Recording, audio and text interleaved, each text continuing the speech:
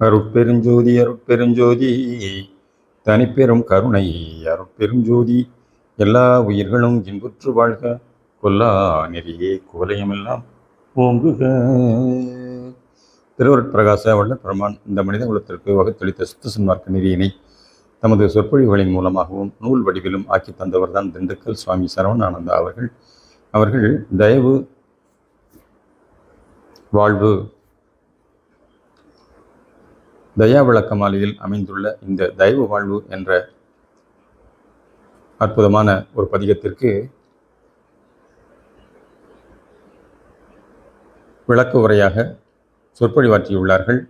அந்த வகையிலே இன்றைய நாளிலே தயவு வாழ்வு 97 சொற்பொழிவாற்றிய நாள் 27/3/1983. இவ்வாரம் 97வது பாடலுக்கு விளக்கம் காண்போம். 97, 98, 99, 100 ஆகிய பாடல்கள் நான்கும் நமக்கு கடவுளை பற்றிய முழு உண்மையையும் அவரது தன்மையையும் அதனால் விளையக்கூடிய நன்மைகளையும் விளக்குவதாக உள்ளன. தயா ஜோதிபதியின் பூரண உண்மையை உணர்ந்து கொள்ள உதவுவதாக உள்ளன. சென்ற பாடல் பாருளோர்காண ஏற்பாயே என முடிவடைந்து இப்பாடல் பாரிதுவென்று என தொடங்கப்பட்டுள்ளது. பாடல் எண் 97. பாரிதுவென்று பரிவுடன் எனக்கே பாலொளிர் தயா பெருஞ்சோதி சேரிடும் சிரத்தின் நடுவுரு தளியை திரிநிலை யுடுதிகள் உண்மை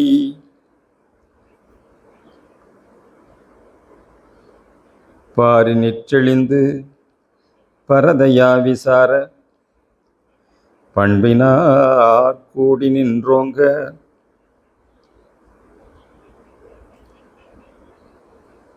சீரினிற் சிறக்க செய்தவன் தேனே சிறியையும் மாலைகொள் சிரத்தே என்பது பாடல். இப்பாடலின் கருத்து விளக்கம் நமக்கு மேலான சில உண்மைகளை உணர்த்துவதாக உள்ளது. இதற்கு முன் உள்ள 96வது பாடல் மிக முக்கியமான ஒன்றாகும். இப்பாடலில் உடல் பற்றிய விளக்கமும் பிரபஞ்சம் பற்றிய விளக்கமும் அவற்றுள் அடங்கியுள்ள கடவுள் உண்மை ஆகியவற்றையும் உணர்த்துவதாக உள்ளது. கடவுள் உண்மையை புறஞ்சூழ்ந்து விளக்குவதற்கு அடிப்படையாக 96 தத்துவங்கள் விளங்குகின்றன. மனித பிறவியானது 96 தத்துவங்கள் நிறைவுடையது ஆகும். மனித தேகம் 96 அங்குலம் விரற்கடை அளவுடையது ஆகும். பிண்டத்தில் அமைந்துள்ளதே அண்டத்திலும் அமைந்துள்ளது. அண்டத்தில் ஜோதி நிலை 96 தத்துவம் 96 கலைகள் கொண்டு விளங்குகின்றது. அக்கினி 64 கலைகள் உடையது. சிற்றொளி மயமாக எங்கும் நிரம்பி விளங்குகின்றது. சூரியன் 12 கலைகள், சந்திரன் 16 கலைகள் உடையது. விண்மீன் 4 கலைகள் உடையது. உலகில் உள்ள ஜோதிக்கெல்லாம் அதீதமானது அருட்பெரும் ஜோதி தயா பெருஞ்சோதி ஆகும். அண்ட வெளியிலும் பிண்ட தேகமாகிய மனித உடலிலும் 96 தத்துவங்களையெல்லாம் கடந்து அதீதமாக நின்று விளங்குபவர் பரம்பொருள். அப்பரம்பொருள் 4 நிலைகள் கொண்டு விளங்குகின்றார். எனவே சதுரர் எனப்படுகிறார். சதுரம் என்பது 4 நிலைகள். 4 பக்கங்கள், நால்நிலை அனுபவங்கள், 4 புருஷார்த்தமங்கள் கொண்டவராக சொல்லப்படுகிறார். முன்னோர்கள் கண்ட முடிவு நிலை கடவுள் நிலையில் கலந்து மறைதல் ஆகும். இப்பொழுது கடவுள் நிலையில் இருந்து கொண்டு வாழ்வது முறையாக உள்ளது என்பதை உணர்கிறோம். முன்னோர்கள் எல்லாம் தத்துவ நிக்கிரமம் செய்து தத்துவங்களை ஒழித்து முக்தி நிலையை பெறுவதே பிறர்க்கரிய பேறு நிலைகளாக கண்டனர். ஆனால் இன்று நமக்கு சாக்கிராதீதம் என்ற புது நிலை கிடைக்கப் பெற்றுள்ளோம்.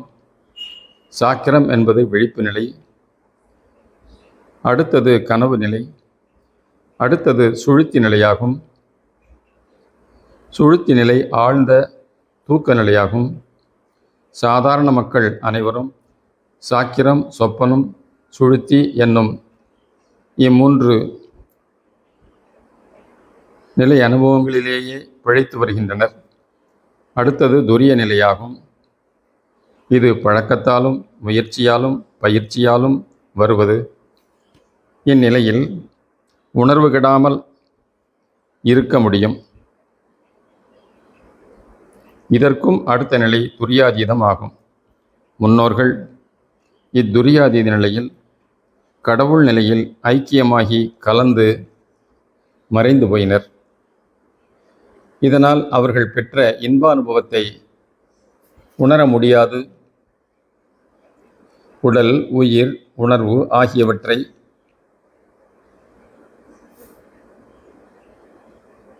இழந்தனர். ஆனால் இன்று நமக்கு கிடைத்துள்ள புது நிலை சாக்கிராதீதம் ஆகும். துரியாதீதம் என்ற அதீத நிலையில் கடவுள் நிலையில் இருந்து கொண்டு சாக்கிரம் என்னும் விழிப்பு நிலையோடு வாழ்தல் வேண்டும். ஆகவே இந்நிலை சாக்கிரம் ப்ளஸ் அதீதம் சேர்ந்த சாக்கிராதீதம் என்ற நிலையாக சொல்லப்படுகின்றது.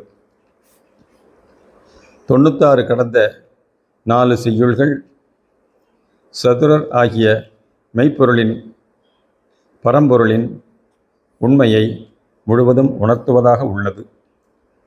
சதுரர் என்பது எல்லாம் வல்ல பரம்பொருளை குறிக்கும். 100 எனில் எண் சதம்.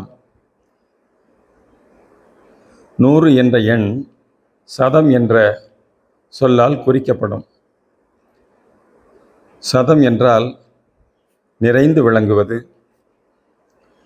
அழிவற்று இருப்பது என்று பொருள். இறைவன் எப்போதும் நிலைத்து விளங்குபவர் ஆவர். புறநிலை 96 கலையுடைய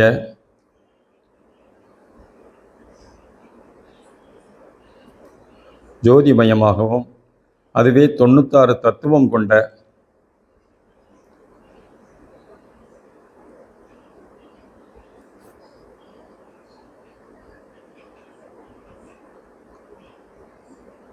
உடல் மயமாக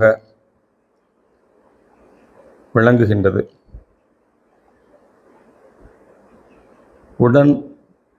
உடல் உருவமாக, உயிர் உணர்வு நிலையாக உள்நின்று செயல்படுவது. உள் அகத்தே விளங்கும் சதுரர்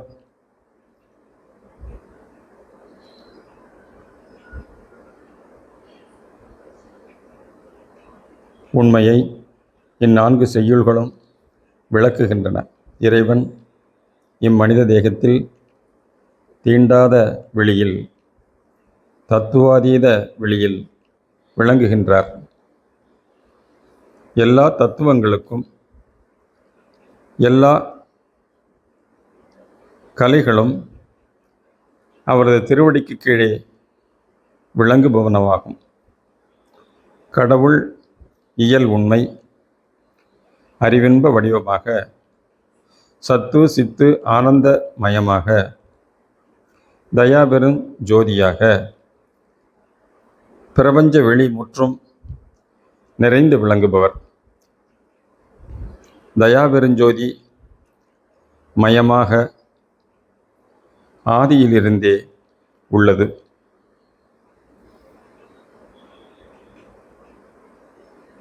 இது எப்பொழுது இருக்கின்றது, இனி எப்போதும் இருக்கின்ற ஒன்றாகும். இதற்கு முன் அறிந்து கொள்ளாத ஒன்றை இப்போது நாம் அறிந்து கொள்கிறோம்.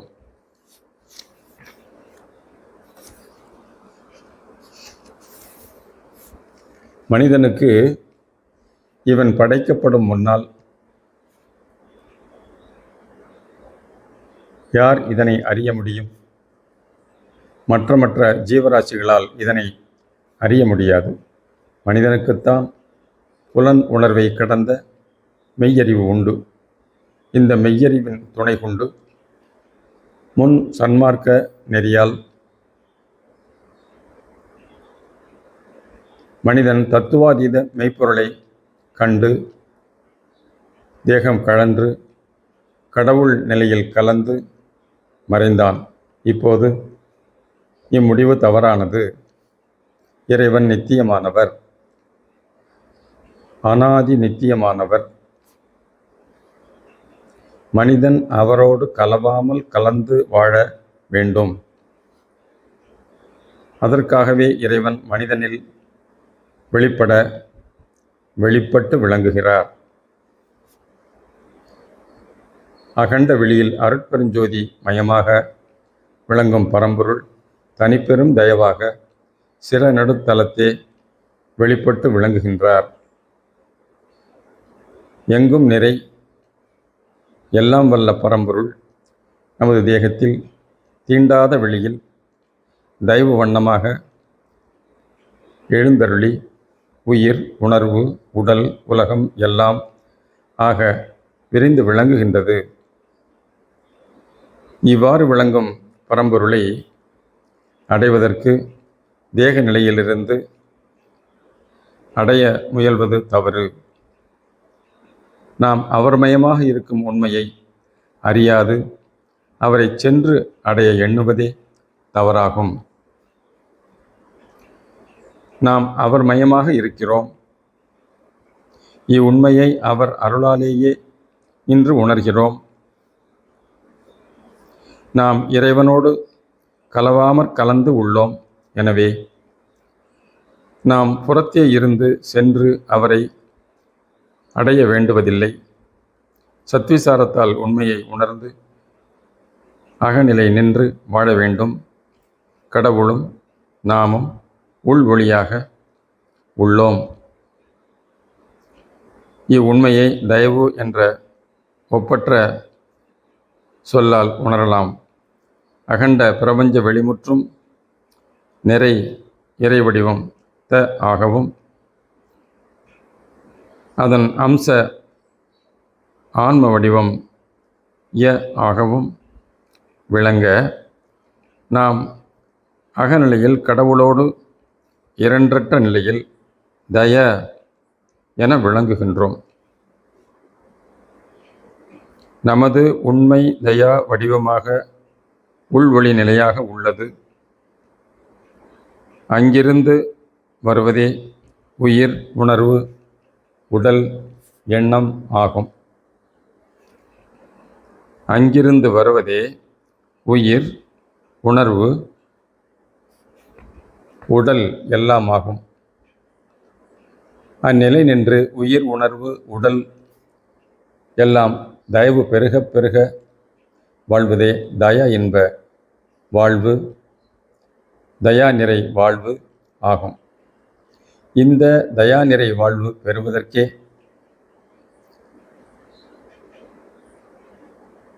இத்தயா விளக்க மாலையின் 97, 98, 99, 100 என்னும் 4 செய்யுள்கள் வழிகாட்டுகின்றன. இந்த 97வது பாடல் மிகச்சிறந்த உண்மையை வழங்குகிறது. பாரிதுவென்று பறிவுடன் எனக்கே பாலொளிர் தயா பெருஞ்சோதி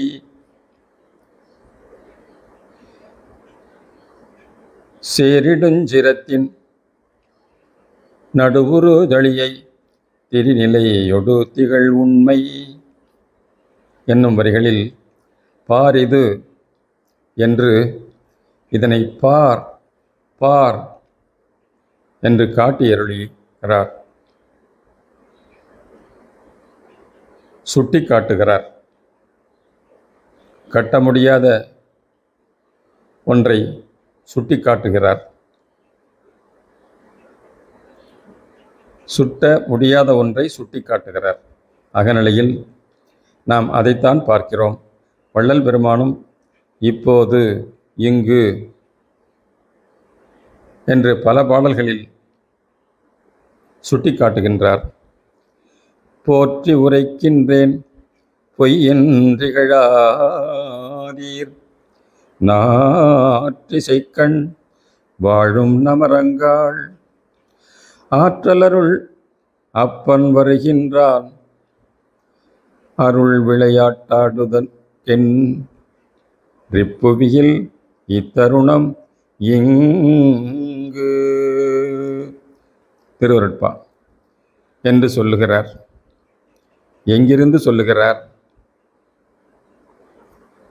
அவர் தத்துவாதீத நிலையில்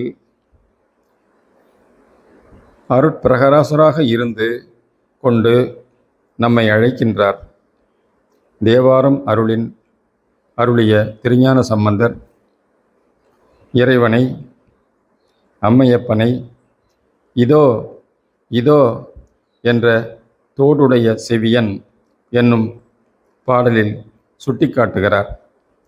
ஒழிவில் ஒடுக்கம் என்னும் பாடலில் கண்ணுடைய வள்ளல் வேதாகம பவுரி வீசும் களாசநிலை ஆதார வெற்பின் அபிடேகம் போதத்து இருளில்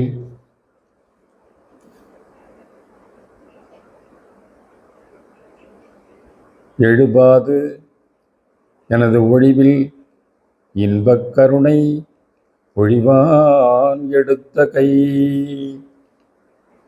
என்கிறார். எனது ஒழிவில் நான் என்ற அகங்கார போதம் அல்ல, அற்ற நிலையில் இறைவன் ஜோதிமயமாக காட்சியளிக்கிறார் என்று சுட்டி காட்டப்படுகின்றது. திருஞான சம்பந்தருக்கு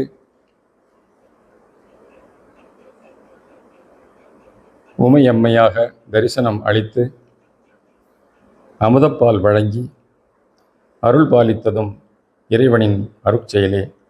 யார் எப்படி நினைக்கிறார்களோ அப்படி அருள்வது இறைவனின் தன்மையாகும். வள்ளல் பெருமானுக்கு அருட்பெரும் ஜோதியாக வெளிப்பட்ட பரம்பொருள் நமக்கு தயவாக உதவ வந்துள்ளார். பால் ஒளி என்பது வெள்ளொளி, அருள் ஒளி ஆகும். அகண்ட ஜோதியாக புறத்தே விளங்கும் இறைவன் தனிப்பெரும் தயவாக நமது சிறநடுவில் வெளிப்பட்டு விளங்குகிறார். அகண்டத்தில் பேருருவாக உள்ளதை முழுமையாக அறிய முடியாது. எனவே அது சிற்றொளியாக திரண்டு ஓர் உருவாக நாம் அறிந்து கொள்ளும் வண்ணம் முழு ஆற்றலோடு தயவு ஒளியாக சிறநடுத்தலத்தே விளங்குகின்றார். தயவு ஒளியாக விளங்கும் ஆண்டவர் திரிதேக நிலை அனுபவம் தர 3 நிலையாக விளங்கி கொண்டுள்ளார். இறைவன் அகண்ட பிரபஞ்சம் முழுவதும் நிறைந்திருந்தாலும் முன்னோர்கள் ஆதியில் ஓம் என்னும் ஒளியாக கண்டனர். ஓம் என்பதில் உள்ள அ, உ, இம் என்ற 3 எழுத்தும் உடல், உயிர், உள்ளொளி என விளங்குகின்றது. ஆதியில் ஓம் என கண்டுகொள்ளப்பட்ட உண்மை பின்னர் சிவம் ஆக கண்டுகொள்ளப்பட்டது. சிவம் என்ற சொல்லில் வரும் 3 எழுத்துக்களும் முறையே உடல், உயிர், உள்ளொளியை குறிப்பனவாக உள்ளன. ஓம் எனவும் சிவம் எனவும் உணரப்பட்ட உண்மையே இன்று நமக்கு தயவாக வெளிப்பட்டு விளங்குகின்றது. இதில் த உள்ளொளி, ய உயிர் உணர்வு, உ உடல் என விளங்குகின்றது.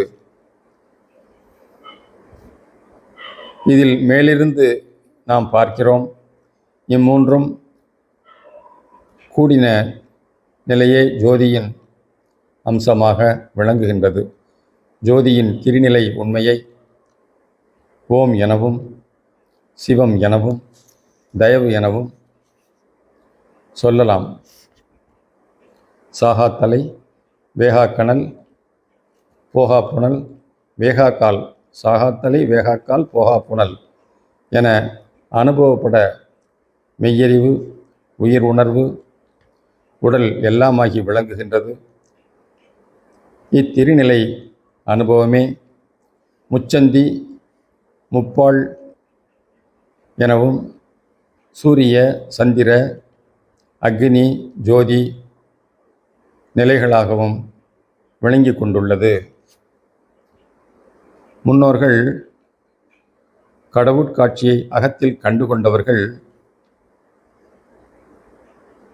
எண்ணங்களையெல்லாம் ஒன்று திரட்டி புருவநடு நின்று சிறநடு ஒளிர் ஜோதியை கண்டு கலந்து மறைந்தனர். இப்போது நாம் சத்விசாரத்தால் சிறநடு ஒளிர் ஜோதியை கண்டு கலந்து மறையாது அந்நிலையிலிருந்து வாழ வேண்டும். இதுவரை வந்த சமய நெறிகள் எல்லாம் கடவுள் நிலை வரையிலும் சென்று கலந்து மறையவே செய்தன.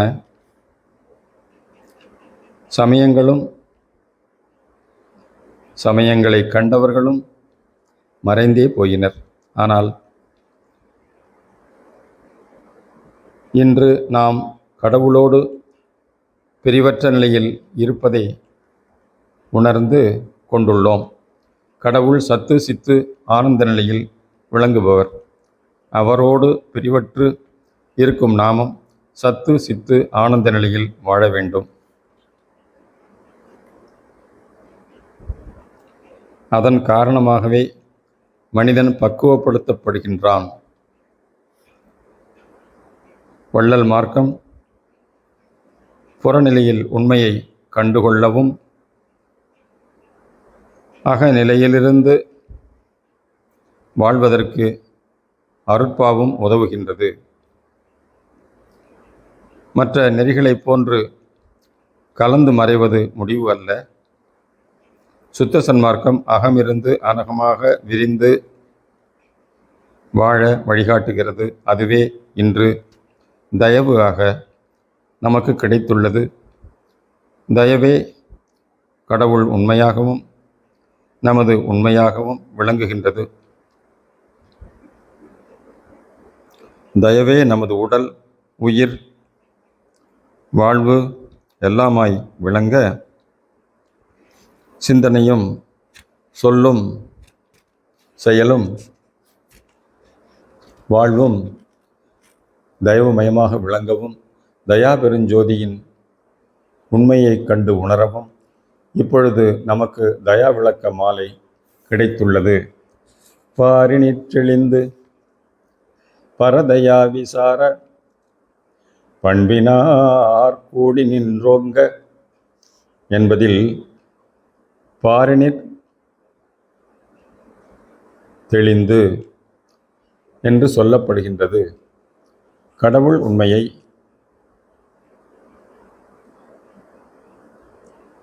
இந்நில உலகில்தான் கண்டுகொள்ள முடியும். இங்குதான் கண்டு உணர முடியும். அதற்காகவே இந்நில உலகம் தோற்றுவிக்கப்பட்டுள்ளது.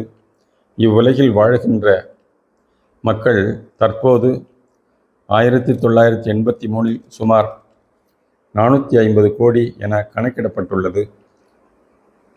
இத்தனை கோடி மக்களும் உண்மையை உணராது புலனின்ப வாழ்வில் பலவித தொல்லைக்கு உட்பட்டு சில காலம் வாழ்ந்து மறை உறுகின்றனர். உண்மையை உணராத மக்களுக்கு உண்மையை உணர்த்தி வாழச் செய்வது நமது கடமையாகும். நாம் முயன்றால் கடவுளும் உடனிருந்து உதவி முடித்து வைப்பார். புற வழிபாடு, செயல் எல்லாமே மக்கள் அகமிருந்து வாழ்வதற்கு வழி செய்வதாக இருத்தல் வேண்டும். பரதயா விசார பண்பினார் கூடி நின்றோங்க என்பதில் பரதயவு என்று சொல்லப்படுகின்றது. ஜீவகாருண்யத்தில் பரஜீவகாருண்யம், அபரஜீவகாருண்யம் என சொல்லப்படுகிறது. பசியினால் வாடும் ஜீவர்களுக்கு உணவு கொடுத்து உயிர் விளக்கம் செய்தலும், உயிர் விளக்கத்தால் அறிவு விளக்கம் செய்தலும் பெறச் செய்தலும் பரஜீவ காருண்யம் ஆகும். பிற உயிர்களுக்கு ஏற்படும் துன்பங்களைக் கண்டு கருணை காட்டுதல், பொருள் கொடுத்து உதவுதல், ஆறுதல் சொல்லுதல் போன்றவை அபரஜீவ காருண்யம் ஆகும். உணவு கொடுத்து உயிர் விளக்கம் பெறச் செய்யும் பரஜீவகாருண்யமும், அறிவு விளக்கம் கொடுத்து அறியாமை இருளை போக்கும் பரஜீவகாருண்யமும் இரண்டும் தேவையாகிறது. பரதயவு என்றால் மேலான தயவு என்று பொருள். தயவு என்பது சிறநடு ஒளி ஜோதியை குறிக்கும். இதனை பரதயா, பரதயவு என்று ஏன் சொல்லுகிறோம்? ப என்பது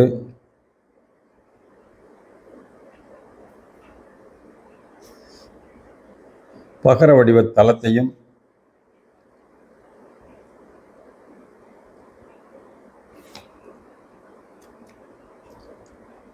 ர என்பது ஜோதி வண்ணத்தை குறிக்கும். உண்மையை உணர்வதற்கு சத்விசாரமும் உணவு கொடுத்து உயிர் விளக்கம் உடல் வளர்ச்சி பெறவும் உதவுதல் வேண்டும். நம்மை சூழ்ந்தவருக்கு இவ்வித பரதயவு செயல்புரிந்து உதவுவதல் நமது கடமையாகும். சீறி நிற்சிறக்க செய்க வெந்தேவே சிறிய மாலை கொள் சிரத்தே, சிறிய விம்மாலை கொள் சிரத்தே என வேண்டப்படுகிறது. சிற நடுவிடம் ஜோதி விளங்கும் தலமாக உள்ளது.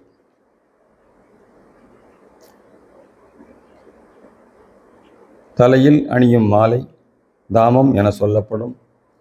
சுத்த சன்மார்க்க நெறியின் அனுபவமெல்லாம் கழுத்துக்கு மேல் தலையிடம் ஆகும். இறை உண்மையை உணர்ந்து அதனோடு கலந்து நின்று இயல் அறிவின்ப வாழ்வு பெற இப்பிறவி நமக்கு சிறந்த ஒரு வாய்ப்பாக உள்ளது. இவ்வுண்மையெல்லாம் கூட நமது சிறநடு தயவாலயத்தை விளங்கும் தயாஜோதிபதியே உணர்த்துகிறார். அவரது தயவே நாம் உணரும்படியும் செய்கிறது. தயா விளக்க மாலையின் கடைசி 4 பாடல்களும் நமக்கு பூரண உண்மையை கண்டு கொள்ள உதவுகின்றன. கடவுள் உண்மை பூரணமாக என்றும் உள்ளது. இப்போது இந்த உண்மையை தெரிந்து கொள்ளவும் சொல்லவும் முடிகிறது. ஆதியிலிருந்து கடவுள் உண்மை அருட்பெரும் ஜோதியாக, தயா பெரும் ஜோதியாக விளங்கி கொண்டுதான் உள்ளது. அந்த உண்மையை சாதாரண அறிவினால் அறிய முடிவதில்லை. நிராதார நிலையில் விளங்கும் கடவுள் உண்மையை அருளால் தான் உணர முடியும். ஆண்டவர் விளங்கும் இடம் தகராகாசம் எனப்படுகிறது. தகராகாசம் என்பது அளவு காண இல்லாத பெருவான் வெளிநிலை. அகண்ட பிரபஞ்சம் எல்லாம் நிறைந்து விளங்குபவர் ஆண்டவர். அப்படி விளங்கும் ஆண்டவர் மேருமலையாக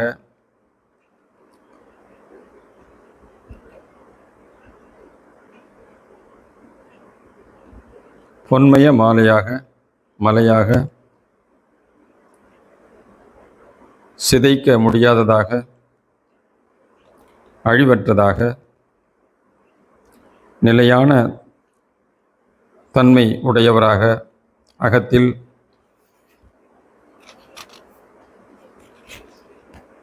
தீண்ட முடியாத வெளிநிலையில் விளங்கி கொண்டுள்ளார். இவ்வாறு விளங்கும் பரம்பொருளை எவ்வாறு காண முடியும்?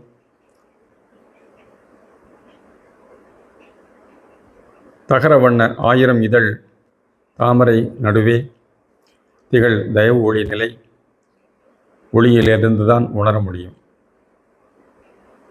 இப்படி உணர்வதற்கு இம்மனித பிறப்புதான் உதவுவதாக உள்ளது. ஆண்டவர் உண்மை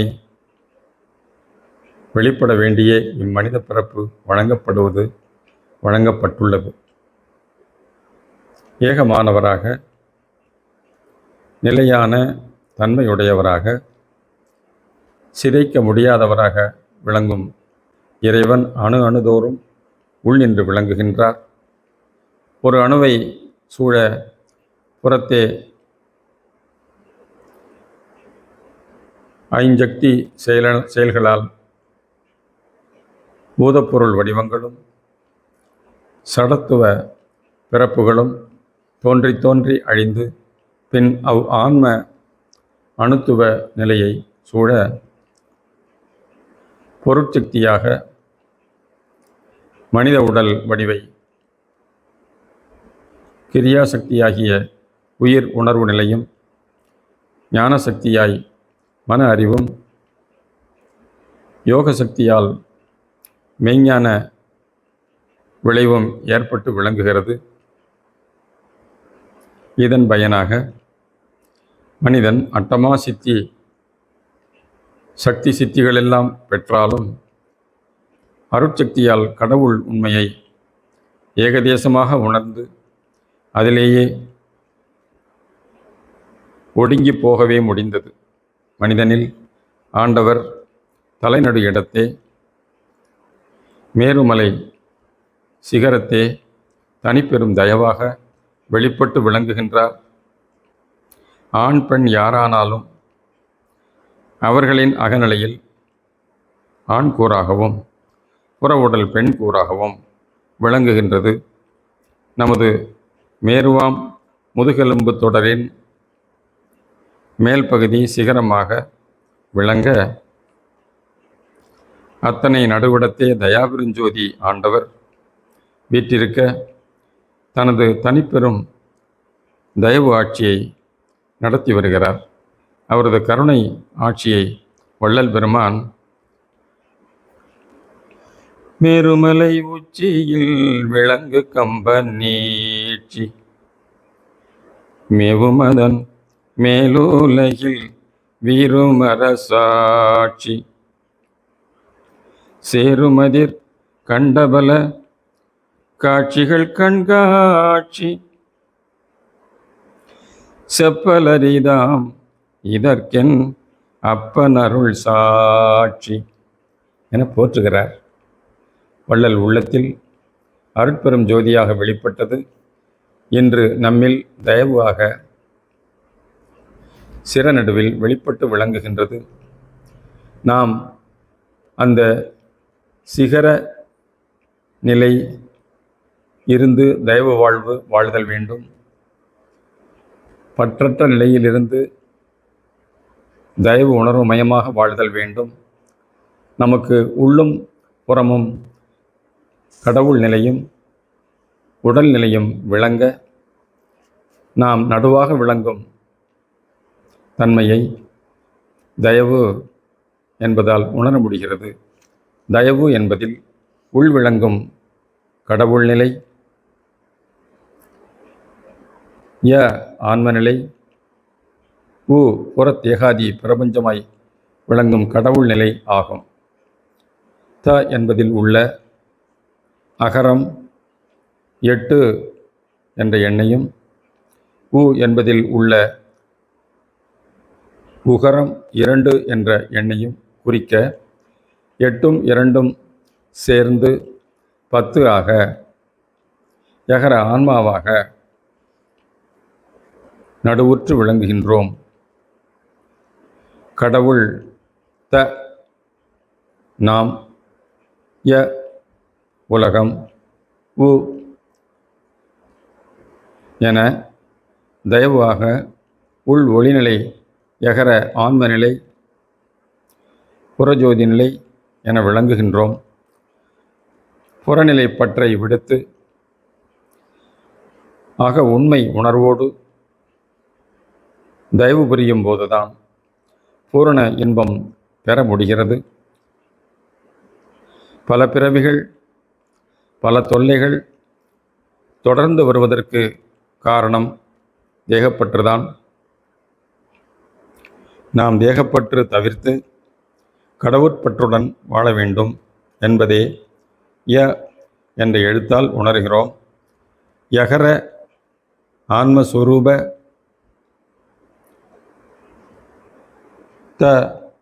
தலையிடத்து மெய்யொளியாகவும், உயிர் உணர்வாகவும், உடலாகவும் இருந்து விளங்குகின்றார். தயவு உள்ளிருந்து பெருக வாழ வைப்பது ஆகும்.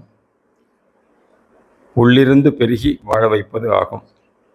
கண், காது, மூக்கு, வாய், மெய் இவற்றால் பெறும் இன்பமெல்லாம் நிலைத்த இன்பம் அல்ல. புறத்திருந்து பெறும் இன்பங்கள்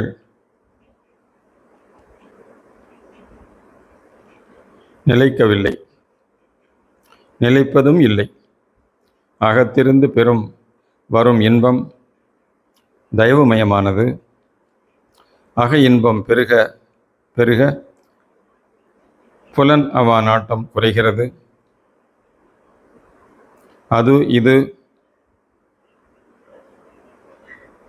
அதை பார்க்க வேண்டும், இதை பார்க்க வேண்டும், அங்கே இங்கே போக வேண்டும் என்ற எண்ணங்கள் எல்லாம் மாறுகின்றன. தயவு பெருக உயிர், உடல், உள்ளத்தே உள்ள குறைகள் எல்லாம் நீங்குகின்றன. இந்த 4 பாடல்களும் நமக்கு உண்மையை உணர்த்தி மேல் நிலையில் விளங்க செய்வதாக உள்ளது. தயாபெருஞ்சோதிபதி தனிப்பெரும் தயவு வடிவோடு சதானந்த வாழ்வை நல்கவே தத்துவாதீத நிலையில் எழுந்தருளி உள்ளார். அவரைத்தான் இங்கு நாற்செய்யுளால்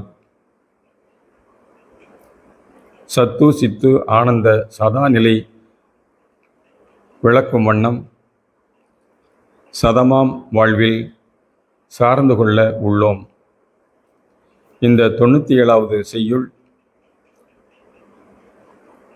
சத்தாம் மெய்ப்பொருளே பால் ஒளிர் தயாபெருஞ்சோதி ஆகிய இயற்கை உண்மை நிலை என கொண்டுள்ளதாம். மேல் வரும் முச்செய்யுள்களில் இயற்கை விளக்க, இயற்கை இன்ப, இயற்கை இறை இயல் வாழ்வை கண்டுகொள்ள உள்ளோம். சூழ்வோம் தயா இயல். அருட்பெரும் ஜோதி, அருட்பெரும் ஜோதி, தனிப்பெரும் கருணை, அருட்பெரும் ஜோதி, தயவு.